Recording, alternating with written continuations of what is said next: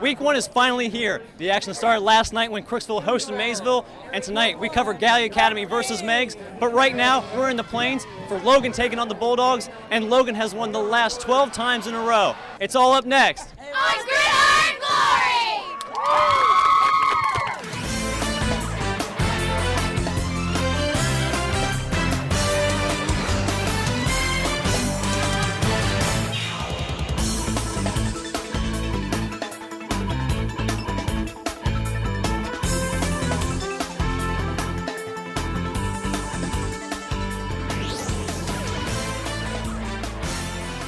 It's time to kick off Week 1, and we've got a lot of ground to cover. I'm your host, Justin Holbrook, and tonight we have the first highlights of the year for you. We got our first look at Fairfield Union as they took on New Lexington. And the Plains was our spot for our first fan of the week to see Athens take on Logan for the first time since 2007.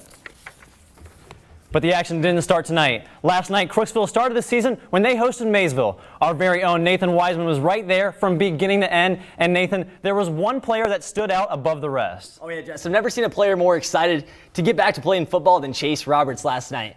You know, injuries have hurt Chase in the past, but he was all smiles just to be playing again. The man of the night, Chase Roberts, this guy, he just brings a certain confidence to the field. He scored the first touchdown of the night, and that was just a preview for the rest of the game. Second quarter, Tanner Ashcraft rolling right to find Eli Miller wide open for 6 to get Maysville a 21-0 lead with 6 minutes left in the second quarter. Maysville did make a few mental mistakes late in the half, expected for their first game, so Crooksville earned a safety late in the second quarter and put up 6 more points, narrowing the gap to 21-8 in the end of the half. Maysville came back in the second half, though, and it was a Chase Roberts show from there. Ashcraft fakes the toss, hands off to Roberts, and lets him go to work. And it was just the Chase Roberts show at this point. Like I mentioned, another touchdown for Roberts, this time from 49 yards out. And again here, 2nd and 15 from the 47, hauls in the pass from Ashcraft. Well, you know, like I said, Maysville, it was just a huge night. Here's that Roberts run. Here he's going to go down the right side all the way down for a touchdown. That one was his second one of the night. And then here, this one, a huge play. Ashcraft finds Roberts, and he's going to reverse the entire field on this one, just getting past every single defender. This was his third of the night. Roberts ended up having over 200 yards on the night, and it was just a beast of a performance by Maysville and Chase Roberts. And Maysville has not only one powerful running back, they have 3. How did all those running backs do last night? Oh, yeah, well, you know, it was awesome to see how Coach could utilize all 3 of them. Yeah, you know, they're all so different. They're all 3 different backs. They're completely different, but they complement each other so well. Roberts and Himmelspaugh have the ability to turn it up the field on a dime. It's hard to tackle them in space. Meanwhile, Johnny Runkle plays more of a fullback kind of role. He's a big guy, and he usually runs the ball in goal line situations. And especially at the end of the fourth quarter, they got a touchdown with Runkle. He just uses his size to barrel his way in. So Maysville starts the season with a conference win. How much leverage does this give Maysville? Really quick, Nathan. Oh, yeah. Well, I think this was a good test for them. I mean, they were expected to win this game. They beat them 49-15 last year, 41-15 this year. But Coach told me earlier in the week it was going to be a battle at the line of scrimmage, and they won that battle. And the running backs combined with Chase Roberts, Johnny Runkle, Chase Himmelspaugh, that was the key to the game, and that's why they won. Well, it was definitely a big game for Maysville. Great way to start the year. Thanks, Nathan.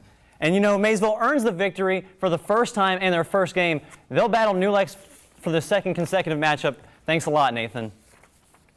And I know you're watching this on TV right now, but we have a lot of social media to offer. Gridiron Glory is on 5 different social media platforms. You can add us on Periscope and Snapchat for the first time this year. On Snapchat, you can watch your team practices and even take a selfie with me at our Fan of the Week. And as always, you can like Gridiron Glory on Facebook. But that's not it. Keep it right here to see our top tweets this week and which Instagram pic made the show. And it's a big year for Miller and Waterford. Both teams are looking to climb up from the bottom of the Hocking and be competitive this season.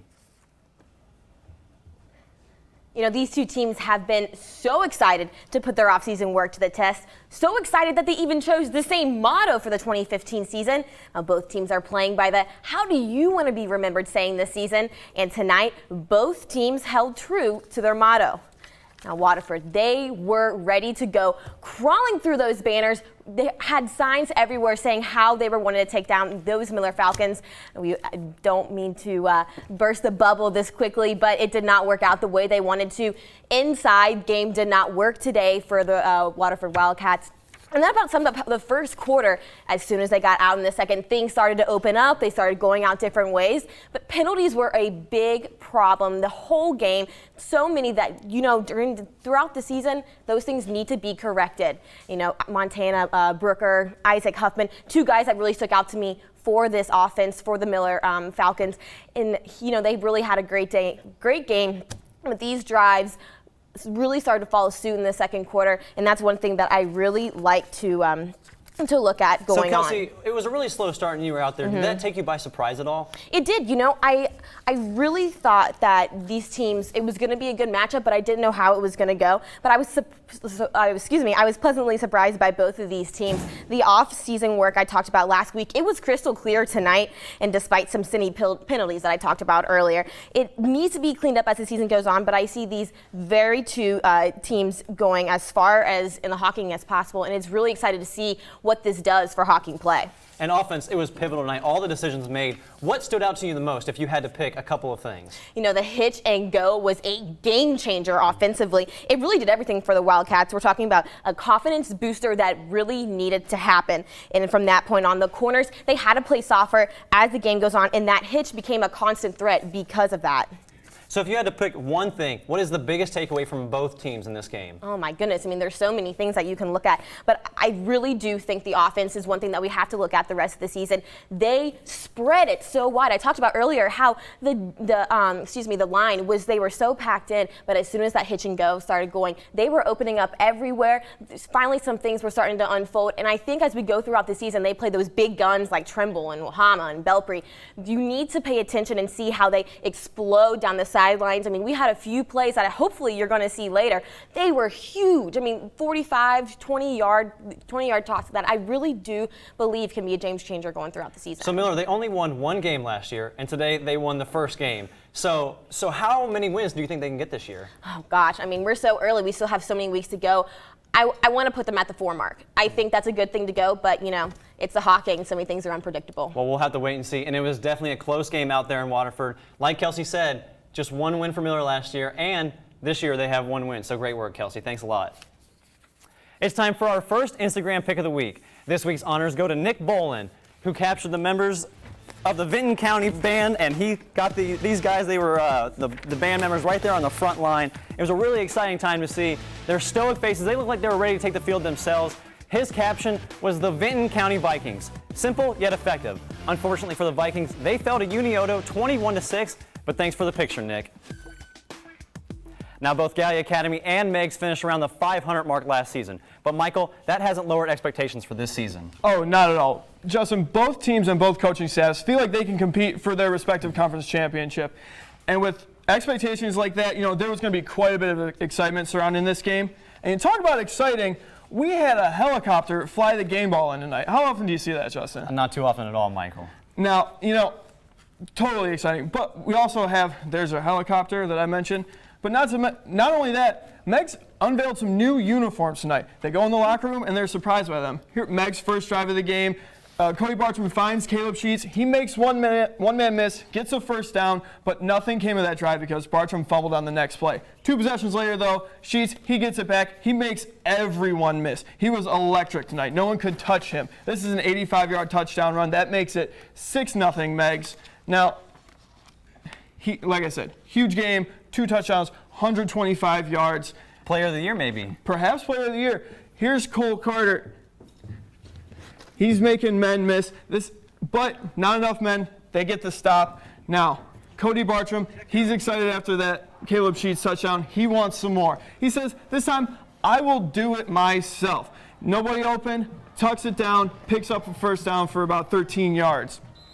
Then he connects with his man, Sheets, again. Not to spoil things, but here he goes. And whoop! Sheets gone again. He was, like I said, electric. 38-yard touchdown right here. This makes it 14-0 Meigs, excuse me. It seemed like a big game for Sheets, you know. Huge game. First game back with the Marauders, and here's Sheets again, but this time he fumbles. Gallia Academy recovers, and this was Gallia's first real chance inside Meg's territory, and Cole Carter capitalizes. That's a 2-yard touchdown run. And Gallia added another TD late in the second half, but that was all they got. Final score of 26-12 for Meg's Gallia game. Man, what a monster game for Caleb Sheets. This is his first time back at Meg's this year.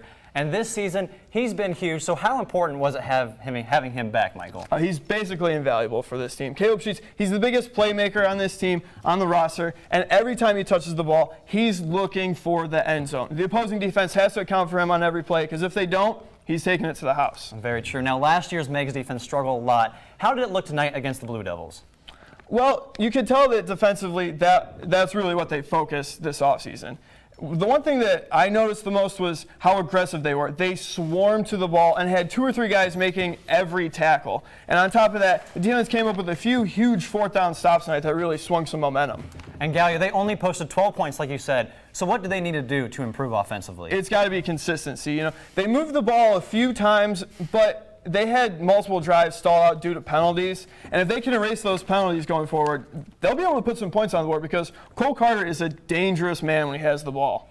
Well, that was a tough way for Gallia Academy to start the year. What may be the last year in the SEOAL, but for Megs, this was a huge win, and Caleb Sheets puts his name in the hat for possible Player of the Year mention. Thanks for the great work, Michael. And our show is only a once-a-week thing, so instead of leaving you hung out to dry, we've got a website for you. Just head over to woub.org/gridiron, where you'll find articles and videos featuring our online host, Andrew Homan. All week long, he's bringing you power rankings and one-on-one interviews with our Player of the Week, a new segment for our show. Fairfield Union and New Lex, a tough game every year, and a non-conference win could put the Panthers right in the driver's seat. Yeah, Justin, both New Lex and Fairfield Union have had subpar seasons the past few years, and this matchup has come down to a single touchdown each of the last 2 matchups. And 2015 is a new season, and New Lexington was ready to kick off the 2015 campaign, busting onto the field, but it would not start the way that they were hoping it would. First drive, they go 3 and out, and on the ensuing punt, Fairfield Union blocks it, and they recover the ball on the 20-yard line of New Lex, and they would take advantage of that field position. You see here, number 18, Alex Ritten, is going to go ahead and run it in himself to give the Falcons the early 7-0 lead in the first quarter after the extra point was good. And a few drives later, Fairfield Union has the ball again, driving in New Lexington territory, but they coughed it up, and the Panthers jumped all over it. And on the following possession, Mike Wasinski was having trouble connecting with his receivers all night, but had no trouble here as he found Seth Abram down the left sideline for a 22-yard gain, and that drive would stall. And New Lexington again was deep into Falcon territory, and Wasinski tries to hit one of his receivers in the back of the end zone. Pass is dropped, but they do get the pass interference call, but again could not capitalize on that. And then 3 plays into the second half, Fairfield Union was trying to get something going, but Nick Schultz throws it to the wrong team, and Tanner Wollenberg of New Lex picks it off. Coaches are happy about that. And Wasinski and his Panthers are marching down the field again, and he finds Wollenberg for the 22-yard gain. He does it all on offense and defense. And Wasinski would have trouble finding his receivers the rest of the game. Here, the ball bounces on the ground in front of a Fairfield Union defender. But next try, New Lexington would not be so lucky as Nick Schultz leaps and picks it out of the air to put the game away in the final minute, and Fairfield Union would go on to win 7-0 over New Lexington. And Braden Heston led the rushing attack for the Falcons, finishing with 67 yards on 19 carries. For New Lexington, they spread the ball around a lot in the running game with 5 players touching the ball, but Dalton Chapman was the leading rusher with 13 carries for 62 yards. Not a lot of offensive production in this game from either side.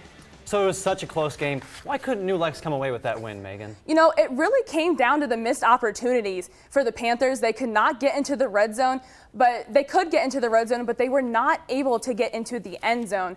Penalties and drop passes really plagued New Lexington, and New Lex really did play better on defense than Fairfield Union, but Fairfield Union was just able to win because they jumped on the opportunity early when they had the blocked punt.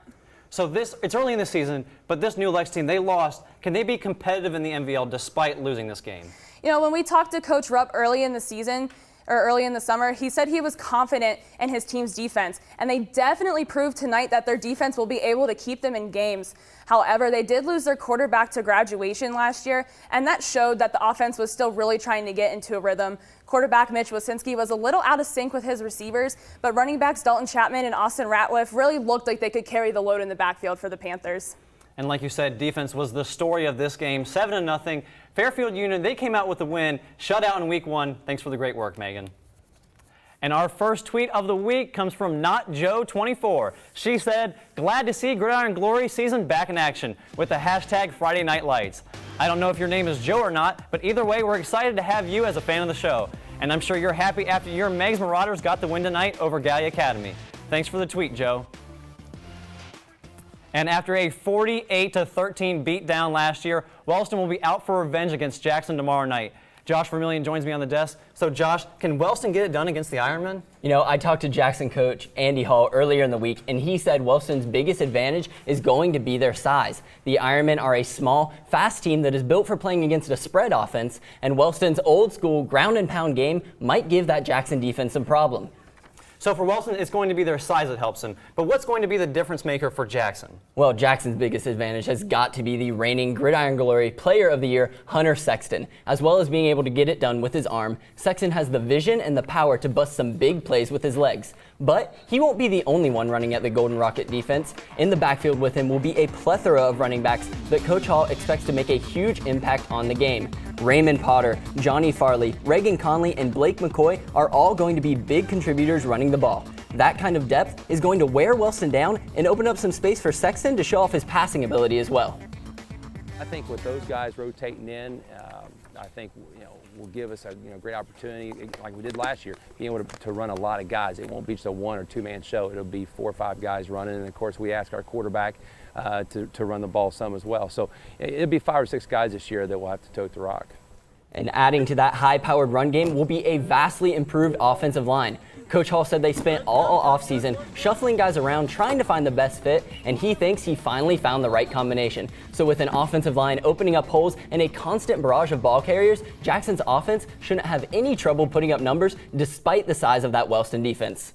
So this looks like it's a game that's going to be decided in the trenches. Josh, who do you have tomorrow night? Well, I think it's going to be a closer game than what we had last year, but the outcome is going to be the same. Jackson's rushing attack is going to be too much for the Golden Rockets to handle, and I'm thinking the Ironmen are going to pull away in the second half and cruise to victory by at least 3 touchdowns.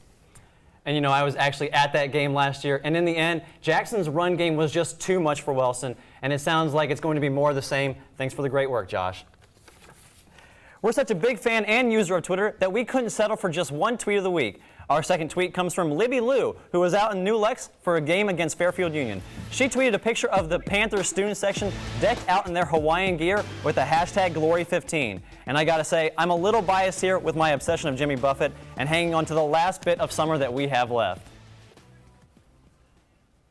And it may only be week 1, but tomorrow night's matchup between Trumbull and NY will have a playoff atmosphere. TVC Ohio reporter Clay Benjamin joins me. And Clay, this is going to be a big game, and we have quite the game on our hands. Justin, you said it yourself. This isn't your typical week 1 matchup. The rivalry between Trimble and NY is up with the likes of Ohio State and Michigan, Redskins versus the Cowboys. So to say that these two teams don't like each other is an understatement. And after going up against their teammates all summer during practice, both of these teams are ready to take it to the field and take it to the rivals. Well, nothing better than a rivalry game in week 1, but it hasn't felt like a rivalry game in the past few years because Trumbull has dominated. So is this the year that NY closes the gap? Yeah. Trimble's had no trouble taking care of NY in recent years. In the last 2 meetings, the Tomcats have outscored the Buckeyes 74-14. Yeah, Justin, I did my mouth on that one, and that's all right. 74-14.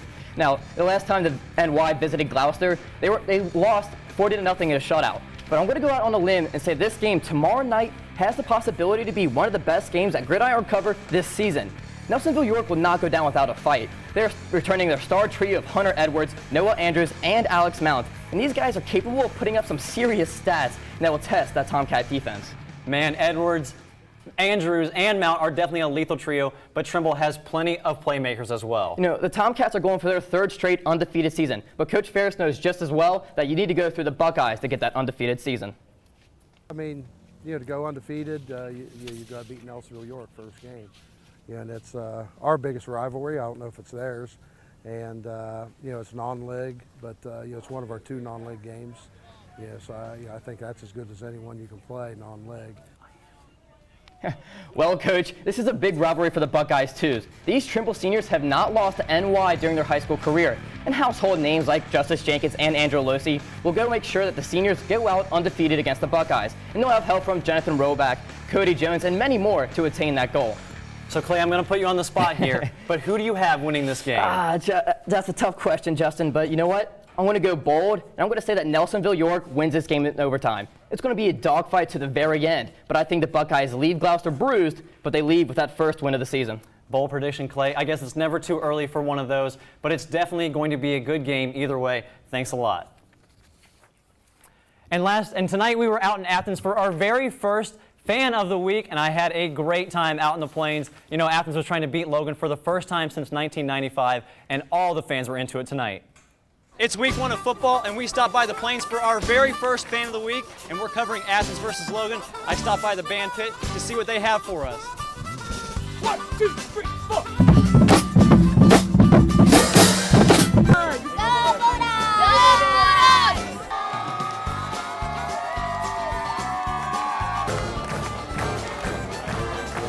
Let's go, Chiefs!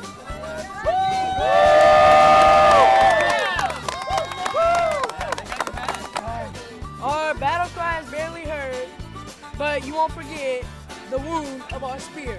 Right. All right. Go Athens! Football enthusiasm. Others have it, but not like Logan.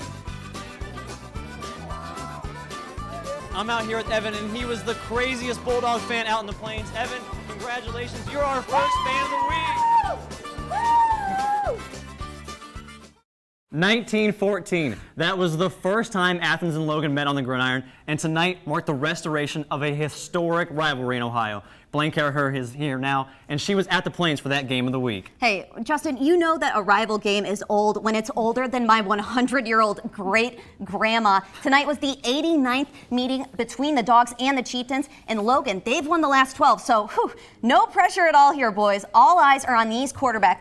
Logan, they have the experienced Lane Little, and Athens, they have the new young gun, Brendan Sano. So Lane Little, he's going to showcase that experience here on his team's first drive. He laces up, picks up 22 yards for a first down. Man, that kid, he really likes to run. But hey, Little, he's not the only guy on his team that can move. On the very next play here, Bryce McBride, he's going to barrel through. Check him out. I mean, this guy, pure power coming through him all night. And now it's 7-zip Logan very early on. After Logan, they pick up a TD on that drive. And now there's an onside kick, even more momentum for Logan. And now it's 13-0 after they get a touchdown on that drive. So now it's Sano's turn. And let me tell you, this guy, he was looking composed tonight. He found Dickelman on that one, which leads to this monster run here from Zakiah Saltzman, pardon me. And the extra point on this touchdown was good. So the Dogs, they're right back in it. And now it's an eye for an eye after that. Touchdowns back and forth. So let's just flash forward to the second quarter. Logan, they have a tricky drive. They end up punting for the very first time. And now leading to yet another graceful Sano drive down the field. And after he hits Kiefer there on that one, they pick up a touchdown. It's tied 27-27. Logan fans, they're just going nuts. And now by the third quarter, the Chieftains, they actually are up 41-27. But here, this is where it gets tricky. They cough up the ball. And now it's perfect time for Athens to just step it up. But wait, very next play, the new young gun, Brendan Sano, he's going to look down the field very deep, but he finds a white jersey instead of a green. This really just deflates Athens. And this sets up Lane Little to do what Lane Little does best. He finds his senior receiver here. Wait for it. There it is, Isaiah Smith. And hey, he picks up the touchdown on that one, puts him up 47-35. The Chieftains, they end up taking this one 61-49. Big stats all across the board. I think the most impressive stat, though, I don't think we have it up there, it's Logan. They have 608 total offensive yards. I mean, these guys, they were just plugging and chugging the whole night. So other than the 608 yards, what went wrong for the Bulldogs tonight? Well, you know, really, Justin, all I got to say is defense, defense, defense. These guys, they just could not shut down Lane Little and Bryce McBride. I mean, McBride, he chipped away, and he had a solid carry each possession. And if Athens, if they want to be a powerhouse, they got to figure out a way to stop these great offenses. Well, you're definitely right. Now, tell me about that young quarterback. How did Brendan Sato perform tonight? Hey, I got to tell you, this guy, he looked composed the whole night. I really saw a lot of maturity from them. He made some solid looks throughout the game. And I mean, there were a few mistakes. That's to be expected. But I think Sato, he showed that he's a quarterback that can lead a very aggressive Athens offense. So now let's shift gears and talk about Logan. What was clicking tonight for the Chieftains? Well, a lot was clicking for them. Just because Logan, they got the W, though, it doesn't mean that they were flawless while they were playing. The Chieftains, they did have some flags thrown throughout the game, and that's probably just the first game jitters. But for the ground game tonight for Logan was outstanding. I mean, the team, they rushed for 388 total yards. And whenever McBride got tired, you could always count on Lane Little's arm. And, you know, I'm just really excited to see how this team carries out throughout the whole season. Well, I know it's early, but Logan, Jackson, maybe the last year in the SEOAL, who's going to win it? You know, I don't know. After I saw Logan tonight, I'm thinking Logan, they have a chance maybe to take down Jackson. I'm excited to see where it can go. And you know, Athens will have to wait another year to try to beat these Chieftains. Thanks for the great work, Blaine. And that makes it 13 in a row for Logan over the Bulldogs. And like I said, as always, Blaine, she always comes with the great work. Week 1 is in the books, and September is right around the corner, which means football is here to stay. But you don't have to wait a week to see where we'll be for Week 2. It's only Week 2, but the TVC Hawking could be on the line next week. Trumbull hits the road to take on Belpre, pairing last year's first and second place teams against each other. Ralph Holder Stadium will be our next stop for Fan of the Week, where Tavia Miller and the Golden Eagles look to end Trumbull's dominance in the TVC Hawking. And the stakes couldn't be higher for this game of the week. And speaking of the Hawking, we'll be doing our extra point segment for the first time next week. Federal Hawking will have a long way to go to play South Gallia, while Wahama plays host to Waterford. Another important conference game will be in the MVL, where the New Lexington Panthers travel to Maysville in a matchup of 2 of the league's top teams. The Jackson Ironmen will be put to the test in their second straight non-conference game when they host the Chillicothe Cavaliers, who finished last year with a 6-4 record. And we get our first look at Amanda Clear Creek and their standout running back Jordan Leisure as they take on Mike Bartram and the Meigs Marauders. But before next week rolls around, we've got one more segment to wrap up this week, and that's our top play segment. It's hard to pick only 3 plays, but we've narrowed it down, so let's get to it. Coming in at number 3, we have Isaac Huffman. He's dropping back for Waterford. He throws the deep ball to his guy, Montana Brooker. What a name, Montana Brooker. That was a huge gain for Waterford, but you know what? They would lose this game, but that's okay. It's just the season opener. Now, number 2 for our player of the week, we're going to go over to Logan and Athens. This was one of the best games we've seen in a while. Lane Little drops back. He's got the pump fake. He throws a bomb to Isaiah Smith, who goes down the corner, catches it over his shoulder, and you know, he does a little bit of mocking after that catch too. For good reason, you know, Logan wins that game against Athens 13 in a row. And our top play, we have Maysville running back Chase Roberts snagging the screen pass, and he turns on the Jets. He cuts all the way across the field to the left, brushing defenders off, and he finally finds the end zone. And you see him cramp up here at the end of the play, but he'd be okay. That was his last of 3 touchdowns on the game. Like we said, Maysville wins that one 41-15. And that's our show. We'll be back next Friday right here on WOUB at 11:30. But you don't have to wait for that. Like I said, you can find videos all week from our online host, Andrew Homan. He's going to be here giving you power rankings and everything. But in the meantime, head over to our website for the very first player of the week and our first batch of power rankings. And remember, there's nothing better than Friday nights and Gridiron Glory.